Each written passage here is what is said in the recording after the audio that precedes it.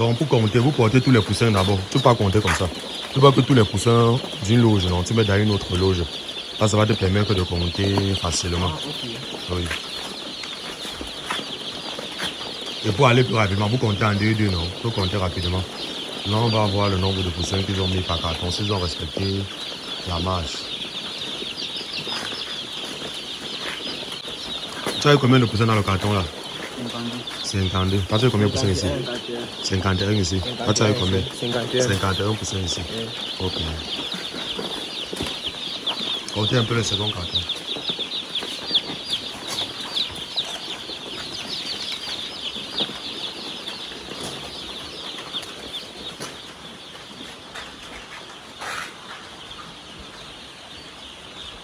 Bien joué.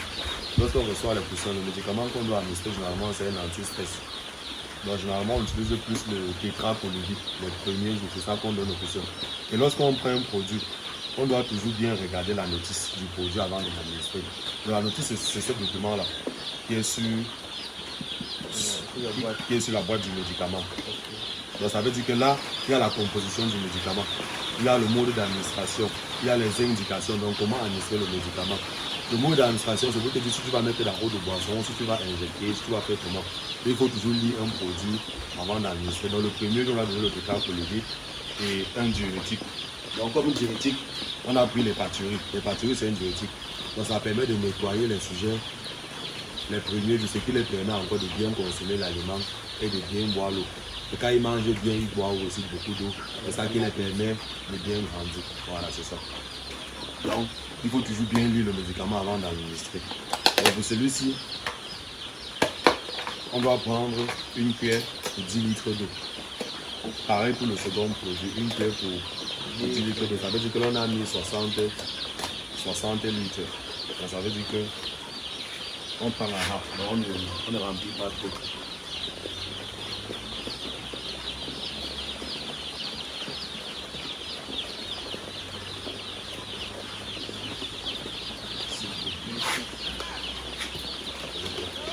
Donc pour le second projet, on va faire la même chose. On va prendre aussi 6.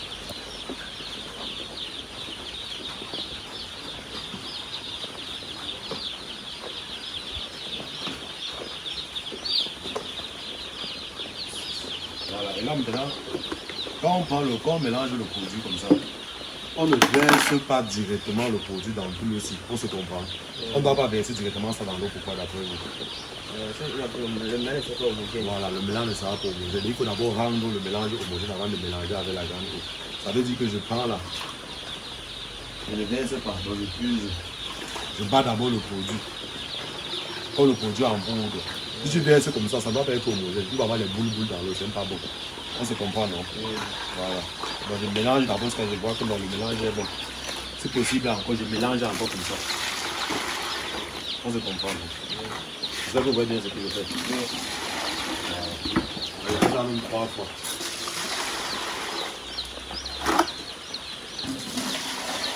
Voilà. Une fois que je sens que mon mélange est bien homogène, maintenant je mélange avec la grande quantité d'eau. Et une fois que je mélange, je remets encore ici. On se comprend.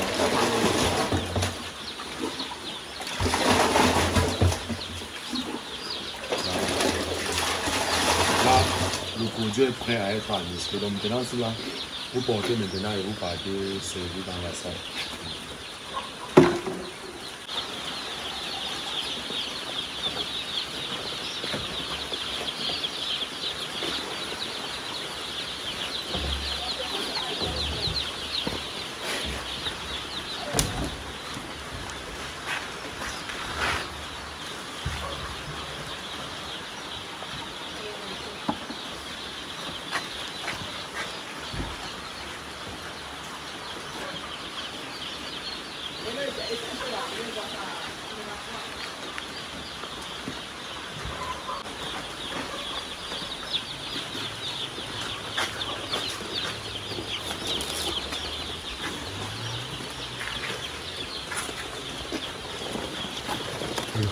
Il faut poser tous les cartons à l'intérieur avant de commencer à ouvrir.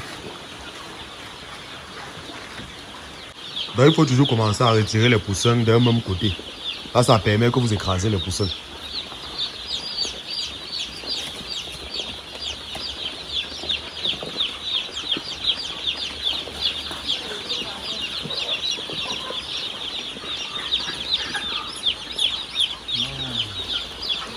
bien.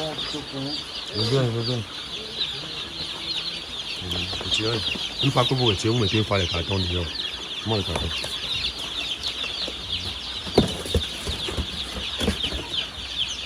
Ouais, ça, il faut avec les cartons. Non, retirez seulement, retirez. On se rétablit.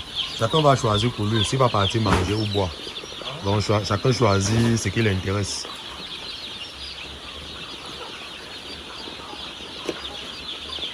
La bourgeois. Il y a une manière de tourner la bourgeois, ce qui vous permet d'éviter de mouiller la litière. Parce que le sol, on appelle ça la litière. Donc, quand ce sont les poussins comme ça, la litière qu'on a prévue, normalement, c'est 10 cm pour une bonne litière. Maintenant, si elle est mouillée, maintenant, elle doit donner les maladies au sujet. Telles que les coccidioses, donc de éviter au maximum la litière mouillée. Et tout commence par la gestion de l'abreuvoir. Il y a une manière de tourner ça. Ça sont les abreuvoirs premier âge. Comme vous voyez, c'est petit. Ce que vous avez vu dehors, c'est plus gros que celui-ci, non? On appelle cela les abreuvoirs deuxième âge. Ça sont les plateaux de démarrage. Ce que vous voyez là, ce sont les plateaux de démarrage. Parce que si on met les mangeurs que vous avez vu dehors, ils ne pourront pas manger tout ça. Donc c'est pour ça que l'on met ici, on appelle ça aussi les mangeoires premier âge. Donc ici maintenant, pour tourner, il faut regarder les trous ici. C'est pas pour rien qu'on a mis ça. Ça veut dire que c'est où l'eau sort. On se comprend, non? Ça veut dire que tu vois là, tu vas voir qu'on a percé. Donc ça veut dire que si je veux tourner mon abreuvoir, je ne tourne pas de ce côté. Donc je tourne au sens opposé pour éviter de mouiller la litière. Voilà. Donc, tu fermes bien. Tu appuies. Tu tournes. Tu déposes. Tu vois comment ils boivent sans problème. Ça permet d'éviter de mouiller la litière.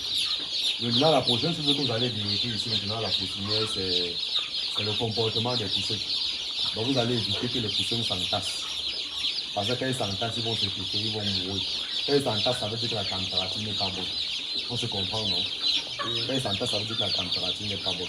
Donc vous devez vérifier à ce que vous observez le comportement là. Ils doivent être toujours comme ça. Donc la salle doit être homogène. Les sujets doivent être repartis dans toute la salle. Ils ne doivent pas aussi complètement fuir le fou. Donc ce n'est pas comme ils vont partir s'entasser, qu'ils ont froid, vous allez venir voir les tuer avec le feu. Parce que si vous mettez aussi trop le feu, ça va être aussi un inconvénient pour eux. Ils peuvent mourir maintenant à excès de chaleur, par suffocation, ils vont se déshydrater et ils vont mourir. Donc il faut veiller à tous ces paramètres, il faut vérifier la bonne température dans la poussinière. Surtout éviter les regroupements. Quand les sujets, vous constatez qu'ils sont un peu fatigués, qu'ils ne mangent pas, on tape un peu les mains. On tape un peu les mains, on tape un peu les mains, on tape un peu les mains. Ça va permettre de les réveiller, de partir encore manger et de boire. Parce qu'une fois qu'on rate le démarrage, on a déjà presque à 80% raté l'élevage. Parce que tout se passe lorsqu'ils sont encore jeunes comme ça là. Une fois qu'on a échoué au démarrage et le chauffage, c'est fini. Rattraper ça, on doit beaucoup dépenser. On se comprend, non? Ok.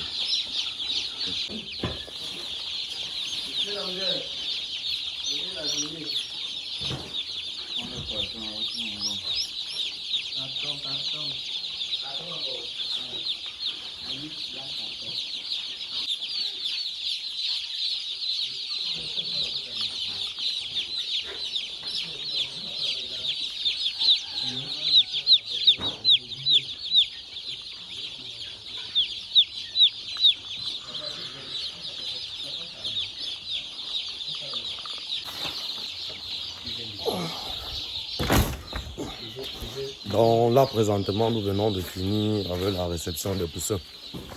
Donc ces apprenants que vous avez vus, ils doivent suivre cette bande durant tous les 45 jours. Et étant sur le terrain, étant donné que la formation dure 2 mois, ils auront la possibilité de suivre au moins 3 bandes, parce que nous lançons les bandes en continu.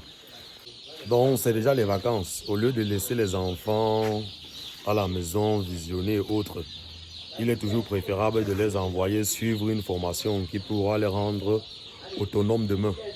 Donc, si vous avez besoin d'une formation pratique, question pour vous de vivre les réalités de l'élevage, n'hésitez surtout pas de nous contacter. Parce que nous avons des formations en aviculture, en porciculture, en provanderie, en pisciculture. Une fois que les apprenants sont sur le site, ils ont la possibilité de suivre tous ces différents modules, de voir comment ça se passe jusqu'au niveau de la commercialisation. Si vous êtes nouveau sur cette page, n'hésitez surtout pas de vous abonner et de cliquer sur le bouton de notification qui affichera. Parce qu'ensemble, nous allons construire ce beau monde. L'élevage leader, plus qu'une passion, une nouvelle vision de l'élevage pour l'Afrique. Ciao.